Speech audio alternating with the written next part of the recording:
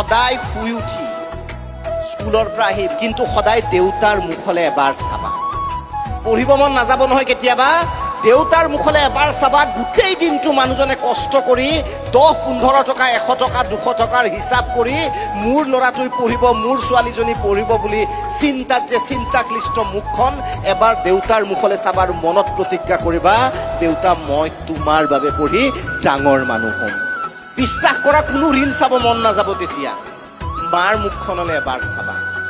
কিমান উজাগৰি নিশা পাৰ কৰিছে আমাৰ বাবে, কিমান জ্বৰ হৈছিল, আমুক হৈছিল, আমাৰ অকণমান গা বেয়াৰ লগে লগে মায়ে গোটেই ৰাতি নোখোৱাকে আমাৰ সৈতে আছিল আৰু পুৱা 5 বা 6 বজাত হয়তো দেউতাক কামলৈ যাবলৈ বা যি কাৰণে ৰাতিপুৱা খাদ্য তৈয়াৰ কৰি দিছিল চকুত টোপনি থৈ।